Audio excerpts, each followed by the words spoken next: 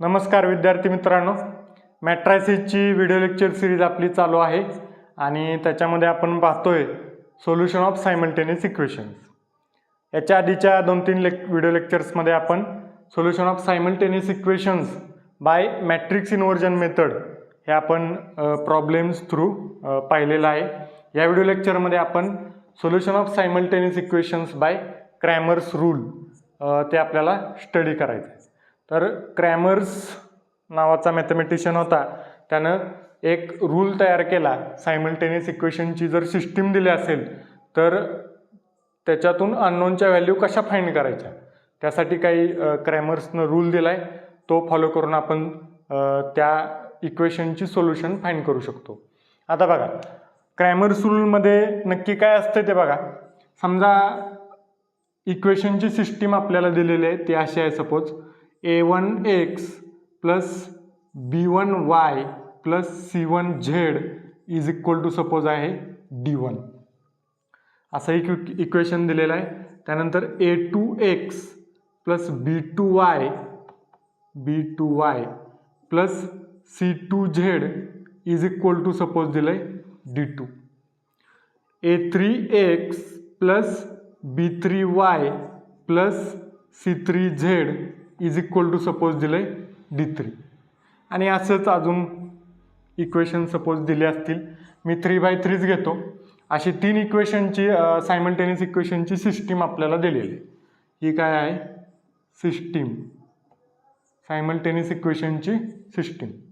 आता Cramer's rule म्हणजे काय नक्की, तर पहिल्यांदा डिटर्मिनंट डी काढायचा, कोइफिशियंटचा डिटर्मिनंट फाइंड करायचं.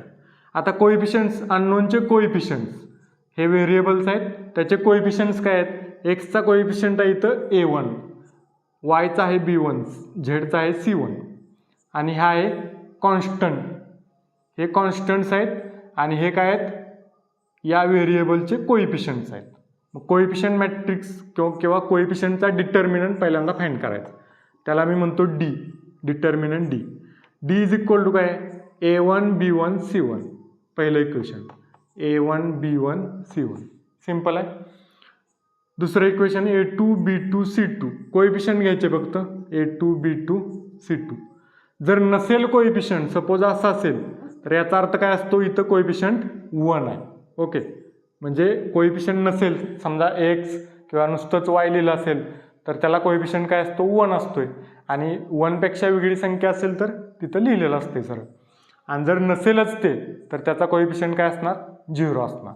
हे व्हेरिएबलच नसेल, सपोज इथं डायरेक्ट a2x प्लस c2zच लिहिलं असेल, तर आपण समजायचं काय? yला कोइफिशियंट नाही किंवा yचा कोइफिशियंट 0 आहे आणि 0 तो तिथं लिहायचा त्या जागेवर. ओके, तिसरं इक्वेशन आहे a3 b3 c3. हा डिटर्मिनंट फाइंड करायचा. आता डिटर्मिनंट कसा फाइंड करायचा ते आपण शिकलेलो आहे. हा a1 घ्यायचा, a1 याला प्लस, याला मायनस, याला प्लस घ्यायचं. a1 हा रो हा कॉलम सोडायचा, राहिलं काय? b2 into c3, b2 c3 minus c2 b3, c2 b3. त्यानंतर मायनस काय त्यातून? b1 हा रो हा कॉलम सोडायचा, राहिलं काय? a2 c3 minus c2 a3. त्यानंतर आता plus minus plus, plus c1 घ्यायचा, हा रो हा कॉलम सोडायचा, a2 b3 minus b2 a3. आता इथं व्हॅल्यू असले की तुम्हाला कॅल्सी टाकून डायरेक्ट सॉल्व करता येईल. हा डिटर्मिनंटची व्हॅल्यू निघणार, त्याला मी डी म्हणलेला आहे. आता पुढं काय करायचं?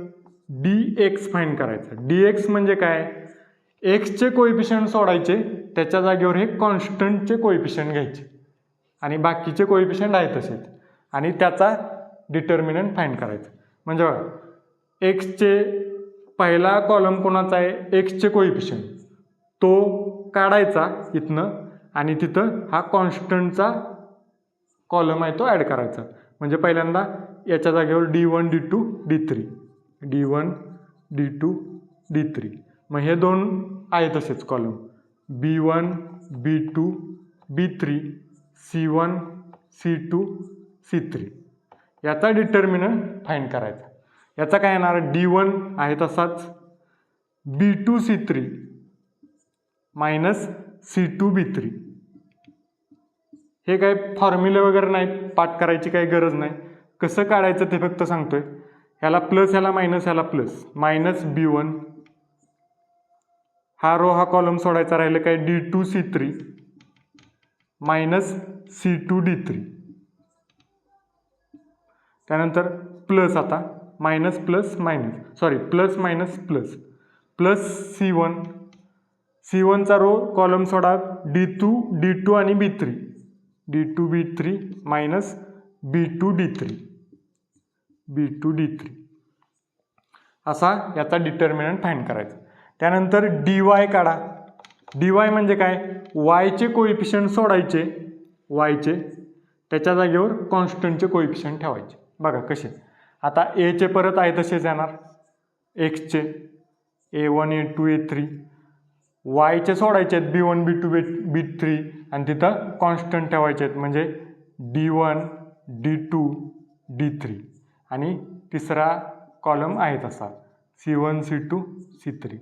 याचा डिटर्मिनंट कसा फाइंड करायचा plus minus plus plus a1 राहिलं काय त्याचा minor D2 C3 minus C2 D3.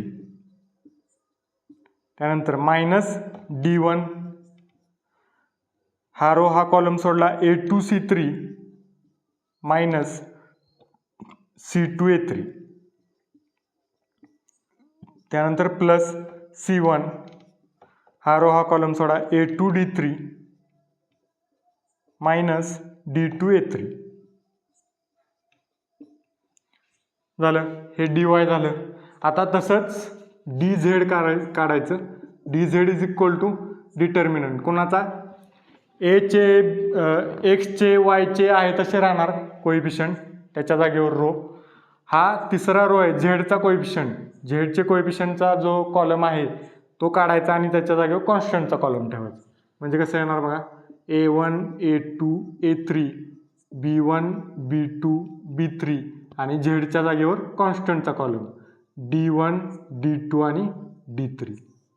याचा परत डिटर्मिनंट फाइंड करायचा कसा a1 plus minus plus a1 तसंच रो कॉलम सोडला b2 d3 minus d2 b3. त्यानंतर मायनस b1 रो कॉलम सोडला a2 d3 minus d2 a3. Okay. त्यानंतर प्लस d1 हा रो हा कॉलम सोडला a2 b3 minus b2 a3. Okay. असा determinant आपण फाइंड केला. त्या व्हॅल्यू कॅल्सी टाकले की तुम्हाला डायरेक्ट डिटर्मिनंटची व्हॅल्यू मिळते dz. आता बघा आपण काय काय काढलं कोएफिशियंटचा डिटर्मिनंट काढला d एक्सच्या व्हॅल्यू सोडून एक डिटर्मिनंट काढला dx वायच्या व्हॅल्यू सोडून डिटर्मिनंट फाइंड केला dy झेडच्या व्हॅल्यू सोडून डिटर्मिनंट फाइंड केला dz. आता आपल्याला पाहिजे काय या इक्वेशन्समधलं x y आणि z. बाकीच्या या व्हॅल्यू आहेत त्या आपल्याला माहीत असणार आहेत. आपल्याला पाहिजे x y आणि z. मग x इज इक्वल टू काय सपोज हा dx घेतला डिवायडेड बाय d केलं dx divided by d. dx ची व्हॅल्यू आलेली असणार आहे काहीतरी d ची पण काहीतरी व्हॅल्यू आलेली असणार आहे. dx डिवायडेड बाय d केले काय येणार x ची व्हॅल्यू येणार x unknown. y is equal to काय करायचं dy डिवायडेड बाय d आणि z इज इक्वल टू काय करायचं dz डिवायडेड बाय d. असे 3 अननोन्स आपण क्रॅमर्स रूलनं फाइंड करू शकतो.